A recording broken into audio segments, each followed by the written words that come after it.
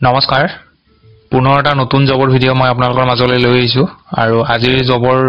ডিটেইলছখিনি সবিশেষখিনি মই ডিটেইলছখিনি বুজাই দি আছো ভিডিওটো সম্পূৰ্ণ শেষলৈ চাব ইয়াত এটো ডাইৰেক্ট জয়নিং জব হয় ইয়াত কোম্পানী আছে কোম্পানীৰ নামবিলাক মই কৈ দিছো প্ৰথমটো হল আপোনালোকৰ কুল ষ্টৰেজ ব্লিংকিট পোষ্ট আছে ইয়াতে পেকেজিং স্ক্যানিং টিম লিডাৰ আৰু অডিট আৰু এই পোষ্ট বিলাকৰ আপোনালোকৰ স্যালাৰি কিমান হয় ইয়াতে দিয়া আছে স্যালাৰি বিলাক চাই লব Qualification আপোনালোকৰ মিনিমাম হাই সেকেন্ডাৰী পাস কৰা হ'ব লাগিব আৰু লগতে কম্পিউটাৰ নলেজ লাগিব বয়স হ'ব লাগিব মিনিমাম 18 আৰু ম্যাক্সিমাম 37 লৈকে এপ্লাই কৰিব পাৰে আপোনালোকৰ যেটো জব লোকেশন হ'ব হেতু গৰসুক গুৱাহাটী হ'ব ইয়াত যেটো ফোন নম্বৰ দিয়া আছে এই ফোন নম্বৰটো আপোনালোকে যোগাযোগ কৰিব এপ্লাই কৰিব যদি বিচাৰে পিছৰ ভ্যাকেন্সি কিটা আছে ইয়াতে সিপলা মেডিসিন কোম্পানী হিমালয়া ডাবৰ পেপসি মেৰিকো আৰু কলগেট কোম্পানী ইয়াতো আপোনালোকৰ পোষ্ট আছে পেকেজিং স্ক্যানিং সুপাৰভাইজাৰ ইয়াত কেৱল মেল ক্যান্ডিডেটৰ কাৰণে হয় এইকিটা পোষ্ট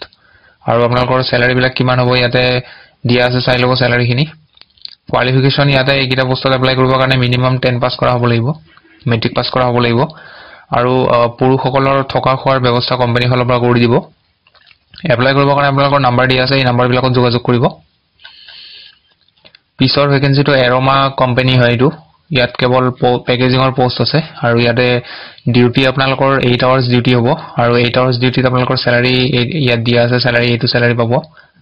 কোৱালিফিকেশন ইয়াতে মেট্ৰিক পাস কৰা হ'ব লাগিব মিনিমাম আৰু অনলি ফিমেল ক্যান্ডিডেট ৰিকোয়াৰ্ড ইয়াত মেল ক্যান্ডিডেট এপ্লাই কৰিব নোৱাৰে এৰোমা কোম্পানীত কেৱল ফিমেলৰ কাৰণে হয় ফিমেল সকলক থকা খোৱাৰ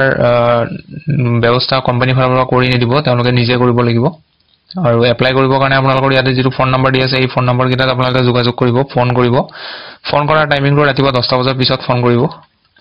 আৰু ফোন কৰাৰ পিছত আপোনালোকক ডকুমেন্টছ খিনি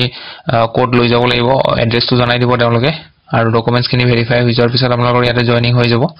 সো এইখিনি আছিল ভ্যাকেন্সিৰ আপডেট কিবা যদি বুজি নাপায় আপোনালোকে কমেন্ট কৰি দিব মই বুজাই দিব চেষ্টা কৰিম